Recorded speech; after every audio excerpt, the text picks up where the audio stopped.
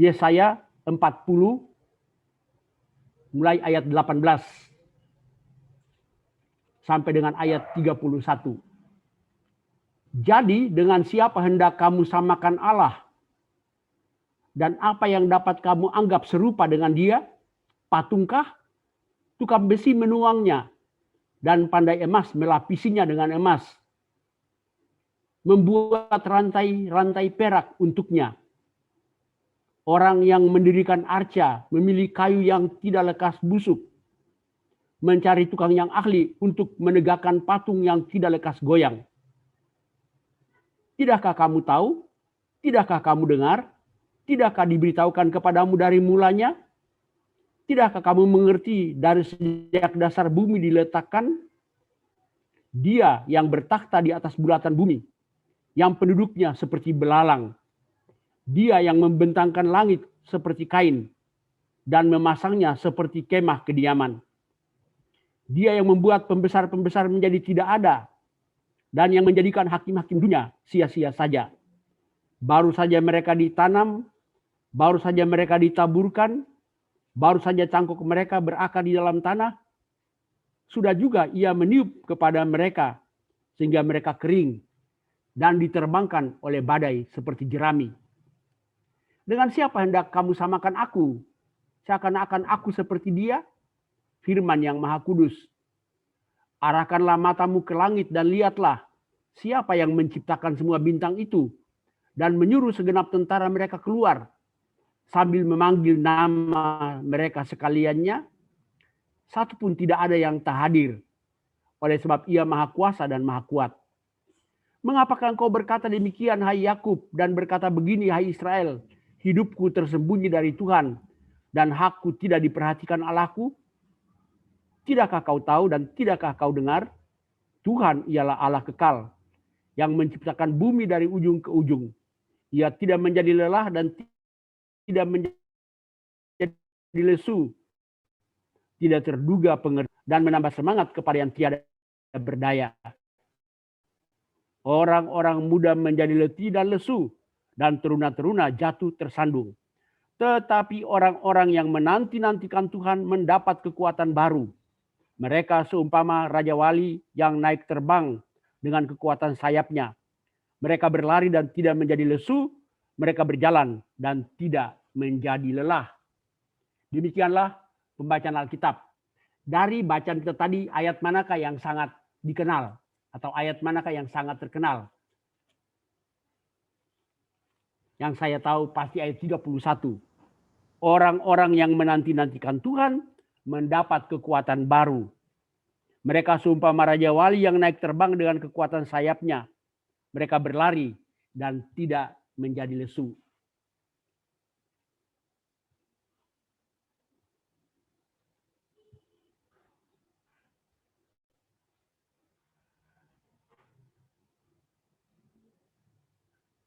Orang bilang menanti adalah pekerjaan yang membosankan. Bosan menanti, bosan menunggu. Nah, kalau Anda menunggu sesuatu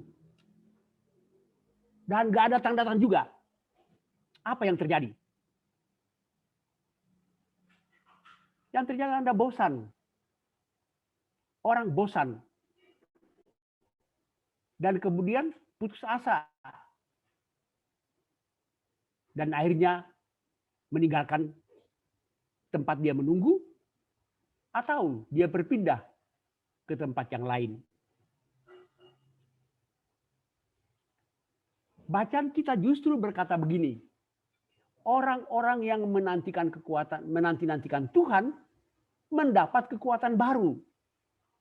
Mereka seperti burung Raja Wali yang terbang dengan kekuatan sayapnya. Orang-orang yang menantikan Tuhan itu sekalipun berlari tidak menjadi lesu. Sekalipun berjalan tidak menjadi lelah. Mengapa? Dikatakan situ orang-orang yang menanti-nantikan Tuhan. Sekali lagi, menanti-nantikan Tuhan. Tidak dikatakan bahwa mereka menanti-nantikan pertolongan Tuhan. Tidak. Menanti-nantikan Tuhan. Ada beda antara menantikan seseorang dengan menantikan sesuatu. Menantikan sesuatu beda dengan menantikan seseorang. Kalau kita hanya menantikan pertolongan Tuhan, terus pertolongan itu nggak datang-datang, kita bisa putus asa. Tapi kalau kita menanti-nantikan orangnya, kalau kita menanti-nantikan Tuhannya, maka kita akan mendapat kekuatan baru. Adalah Yesaya 40 ini merupakan bagian kedua dari kitab Nabi Yesaya. Sebenarnya kitab Nabi Yesaya yang 66 pasal itu terdiri dari dua bagian. Bagian pertama dari pasal 1 sampai pasal 39. Itu diucapkan sebelum zaman pembuangan ke Babel. Bagian kedua dari pasal 40 sampai pasal 66 itu diucapkan pada waktu orang-orang Israel berada di pembuangan di Babel. Makanya coba saudara lihat, Anda lihat di Alkitab Anda, di atas pasal 40 tertulis apa? Ya. Pasal 40 sampai 66 bagian kedua. Coba lihat di Alkitab Anda. Di atas tulisan pasal 40 itu ada apa? Ada tulisan apa? Ada tulisan begini di Alkitab saya. Pasal 40 sampai 66 bagian kedua. Lalu pasal 40 sampai pasal 48 tertulis apa? Keselamatan untuk bangsa yang di dalam pembuangan. Itu berarti bahwa pasal 40 sampai 48 itu adalah yang diucapkan kepada bangsa Israel yang berada di pembuangan. Nah, selama di pembuangan itu mereka menanti kapan Tuhan datang tolong kami. Kapan kami dibawa kembali ke tanah air kami. Kapan kami pulang kembali ke Yerusalem. Tunggu. Kok Tuhan gak datang-datang. Pertolongannya gak nyampe-nyampe. Pada awalnya, menurut kitab Nabi Yeremia, banyak nabi palsu menyesatkan bangsa Israel yang ada di pembuangan itu. Mereka bilang begini, pembuangan ini paling banyak 2-3 tahun. Itu nabi-nabi palsu berkata begitu. Lalu Yeremia bilang tidak. Sesuai dengan kehendak Tuhan, sesuai dengan keputusan Tuhan, 70 tahun. Baru aku memperhatikan kamu. 70 tahun baru aku bawa kamu kembali. Nah, bangsa Israel tidak tahu itu. Jadi tunggu. Tuhan nggak datang-datang juga dengan pertolongannya. Mereka tetap jadi orang buangan di Babel. Mereka tetap jadi budak di Babel. Nah, apa akibatnya? Karena tunggu pertolongan dari Tuhan nggak datang-datang juga, lalu mereka beralih minta pertolongan ke dewa-dewa Babel. Mereka tidak lagi menantikan Tuhan, tapi berlari meminta pertolongan kepada dewa-dewa di Babilonia itu. Nah, di pasal 40 mulai ayat 12 Rasul Yesaya bilang begini. Sebenarnya kalau kalian lari kepada dewa-dewa itu apa sih dibanding dengan aku Tuhan? Makanya ayat 18 tadi bilang apa? Jadi dengan siapa hendak kamu samakan Allah? Ketika orang Israel lari minta pertolongan kepada dewa-dewa lain, dewa-dewa Babel, Yesaya mengingatkan mereka. Kalau kalian lari kepada dewa-dewa lain itu, dewa-dewa itu cuma patung. Dibikin dari besi, dilapisi emas, dikasih rantai perak, atau dibikin dari kayu. Sebaliknya, itu tidak bisa dibandingkan dengan Tuhan.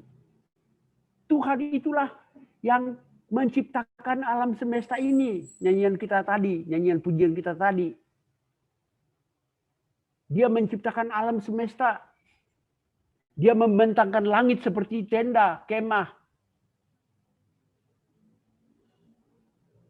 Dia meletakkan bumi dari ujung ke ujung. Bahkan di ayat berikut dikatakan, dialah yang menciptakan bintang-bintang di langit. Dia panggil bintang-bintang itu masing-masing dengan namanya. Jadi saya hendak mengatakan, dewa-dewa di Babel itu tidak bisa disamakan dengan Allah. Nah, keyakinan itulah yang harusnya membuat bangsa Israel itu tidak lari minta pertolongan kepada dewa-dewa lain. Tapi justru bangsa Israel bilang begini, Tuhan, kami sudah lama sekali jadi orang buangan di Babel. Tuhan sudah tidak peduli sama kami. Tuhan sudah melupakan kami. Ayo kita baca itu pada ayat yang ke-27. Lihat ayat 27. Ketika Yesaya mengatakan, dengan apa kamu samakan aku? Kalau aku Tuhan yang menciptakan langit dan bumi, yang melebihi semua dewa-dewa itu, nah ayat 27 berkata begini, mengapa engkau berkata demikian hai Yakub dan berkata begini hai Israel, hidupku tersembunyi dari Tuhan dan hakku tidak diperhatikan Allahku? Jadi rupanya mereka bilang begini, kita sudah lama di Babel ini, Tuhan gak peduli lagi sama kita. Tuhan sudah buang kita, Tuhan sudah lupa kita. Apa jawabannya? Dikatakan begini, tidakkah kau tahu? Tidakkah kau dengar? Tuhan ialah Allah kekal. Dia tidak menjadi lelah dan tidak menjadi lesu. Artinya 70 tahun bagi Tuhan itu enggak membuat Tuhan lelah. Bangsa Israel, tapi Tuhan tidak lelah. Tuhan tidak lesu. Tapi juga yang penting adalah tidak terduga pengertiannya. Dia memberi kekuatan kepada yang lelah dan menambah semangat kepada yang tiada berdaya. Lalu dikatakan apa? Orang-orang muda menjadi lelah dan lesu dan teruna-teruna jatuh tersandung. Tapi orang-orang yang menanti-nantikan Tuhan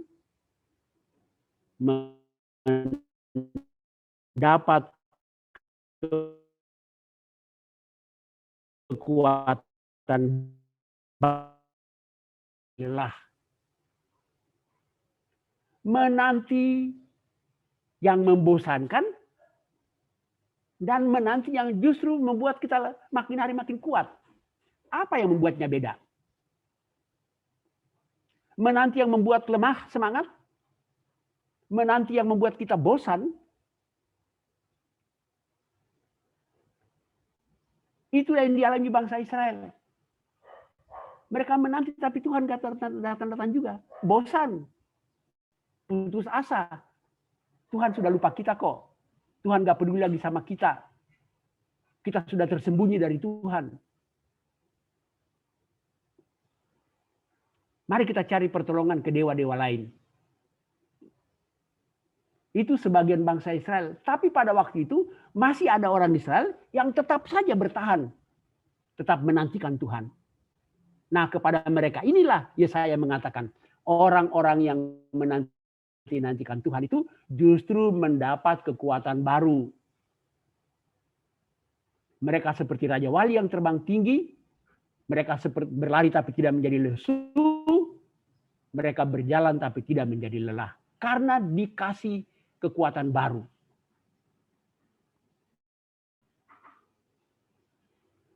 Bangsa Israel menunggu pertolongan, menunggu Tuhan. Atau lebih tepat menunggu pertolongan Tuhan. 70 tahun. Pasti kita menantikan apa? Ayo. Kita sedang menantikan agar pandemi ini lewat. Saya rasa begitu. Sekali lagi saya mau mengatakan begini, berdasarkan teks kita. Menantikan sesuatu beda dengan menantikan seseorang. Kalau kita hanya menantikan Tuhan kapan pandemi ini lewat, ya. Terus kalau dia nggak lewat-lewat, kita cepat putus asa. Dan ketika kita putus asa, kita bisa cari pertolongan kepada kuasa lain. Tapi kalau yang kita nantikan bukan pertolongannya, tapi yang kita nantikan adalah Tuhannya. Makanya saya bilang begini, jangan cari berkatnya. Cari Tuhannya. Banyak orang cari berkatnya tapi tidak cari Tuhannya. Mungkin saja dapat berkatnya tapi nggak dapat Tuhannya. Tapi kalau kita cari Tuhannya, dapat Tuhannya, dapat berkatnya. Dan kalau kita mencari Tuhan, menanti-nantikan Tuhan, nah itu dia. Kita akan mendapat kekuatan baru. Kekuatan baru itu yang memungkinkan kita terbang seperti Raja Wali. Ya, membuat kita berlari tapi tidak jadi lesu. Berjalan tapi tidak menjadi lelah.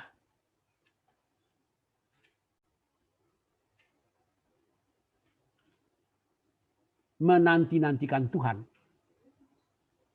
Karena itu di tengah pandemi ini, jangan minta Tuhan kapan pandemi ini lewat. Tidak. Yang kita minta, Tuhan, kalau bisa Engkau selalu hadir dalam hidupku. Ada pandemi atau tidak ada pandemi, Engkau hadir. Engkau ada.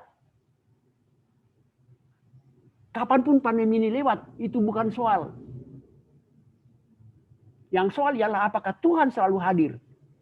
Ada pandemi, Tuhan hadir. Enggak ada pandemi, Tuhan hadir. Ada duit, Tuhan hadir. Enggak ada duit, Tuhan hadir. Sehat, Tuhan hadir. Sakit, Tuhan hadir.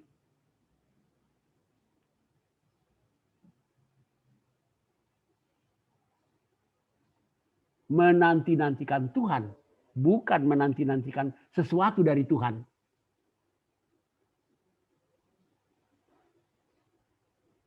Dan kalau kita menanti-nantikan Tuhan, kita belum bebas dari masalah. Tapi kita mendapat kekuatan untuk mengatasi masalah. Dan ada 3 cara untuk menghadapi masalah itu. 1, terbang. Ada masalah, tapi kalau kita menantikan Tuhan, kita akan terbang seperti Raja Wali. Apa artinya terbang? Secara kiasan, secara tipologis, secara alegoris.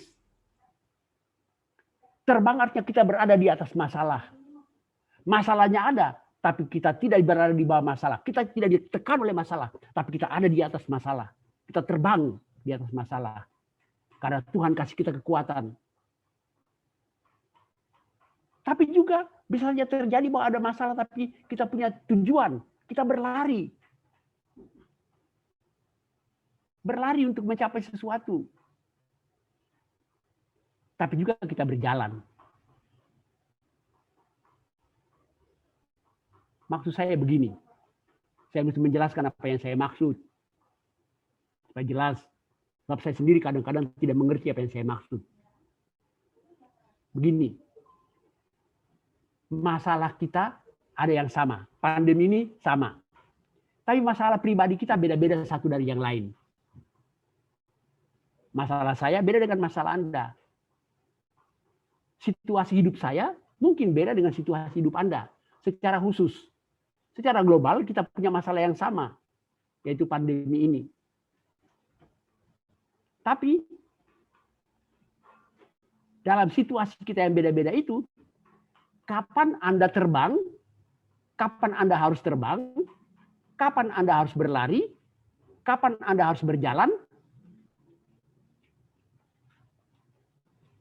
sesuai dengan kondisi Anda sendiri. Ada saatnya Anda mesti terbang. Jangan biarkan masalah itu menindih Anda. Tapi Anda yang ada di atas masalah. Ada saatnya Anda mesti berlari. Mengejar sesuatu. Tapi ada saatnya jangan ngoyo, jangan maksa. Jalan aja, santai aja. Ini kalau saya memahaminya secara alegoris. Kiasan atau tipologis. Kapan Anda mesti terbang, kapan Anda mesti berlari, kapan Anda mesti berjalan, Anda yang tahu, sesuai dengan kondisi Anda. Saya juga begitu. Ada saatnya saya mesti terbang, ada saatnya saya mesti berlari, ada saatnya saya mesti berjalan. Tapi semua itu terjadi karena kita semua selalu menanti-nantikan Tuhan. Ketika terbang, kita dapat kekuatan baru dari Tuhan. Ketika kita berlari, kita dapat kekuatan baru dari Tuhan. Ketika kita berjalan, kita mendapat kekuatan baru dari Tuhan. Ketika kita berlari, kita tidak lesu. Dan ketika kita berjalan, kita tidak menjadi lelah. Oleh karena itu kata kuncinya adalah menanti. Nah, apa kandungan dari kata menanti-nantikan Tuhan? Dalam bahasa Ibrani-nya, bahasa perjanjian lamanya, kata menanti itu mengandung beberapa unsur. Kima, bahasa aslinya. 1, berharap. Jadi menanti itu berarti karena kita punya pengharapan. Kedua, bersabar. Orang yang menanti itu karena punya pengharapan, dia sabar. Dan ketiga, tekun. Itu tiga segi dari menanti. Menanti karena punya pengharapan, menanti dengan sabar, dan menanti dengan tekun.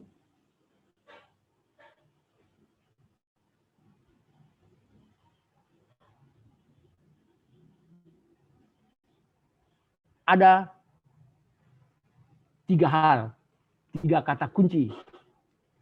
Ya. Seringkali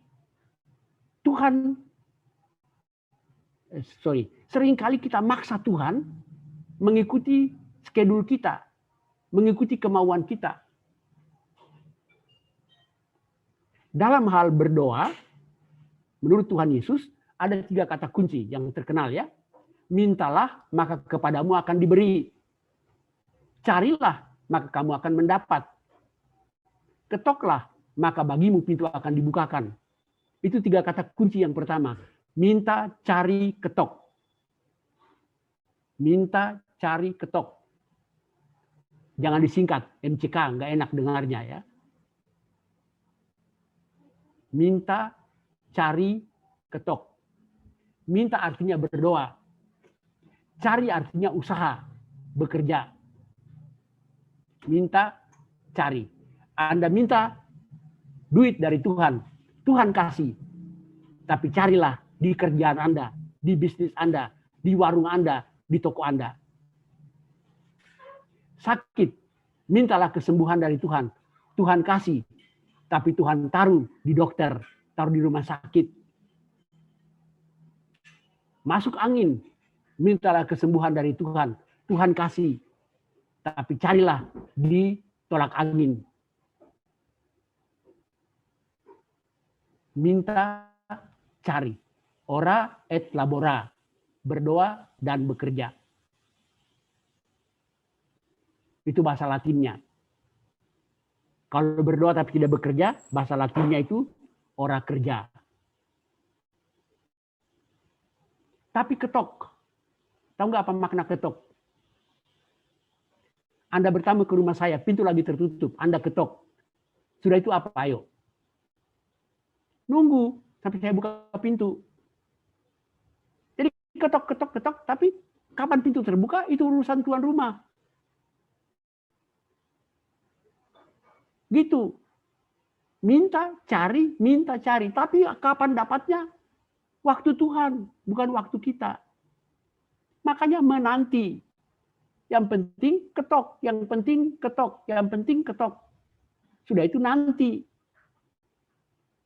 Nanti tuan rumah buka pintu.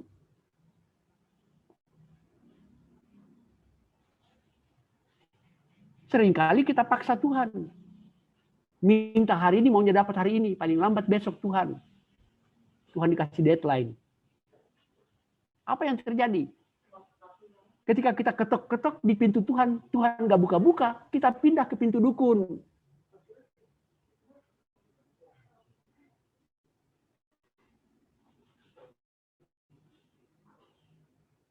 Makanya menanti-nantikan Tuhan.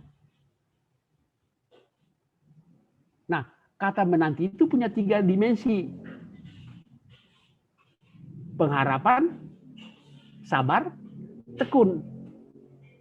Makanya ada 3 kata kunci kedua dalam Roma 12 ayat 12. Bersukacitalah dalam pengharapan, sabarlah dalam kesesakan, bertekunlah dalam doa. Kalau kita punya pengharapan, kekuatan apa yang kita dapat? Itu dikatakan sukacita. Bersukacitalah dalam pengharapan. Selama kita punya pengharapan, dalam menanti-nantikan Tuhan, kita dapat sukacita. Sabar dalam kesesakan. Ketika ada kesesakan, kita diberi kesabaran. Sabar itu membuat kita tidak cepat menyerah. Tidak menyerah, bukan tidak cepat, tidak menyerah. Dan tekun membuat kita tahan uji. Itu kekuatan yang kita dapat dari menanti-nantikan Tuhan.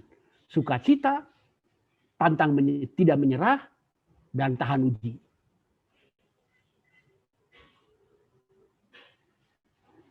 Sehingga kita bisa terbang.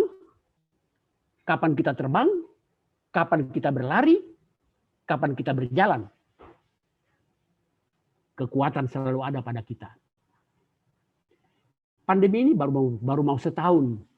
Bangsa Israel 70 tahun.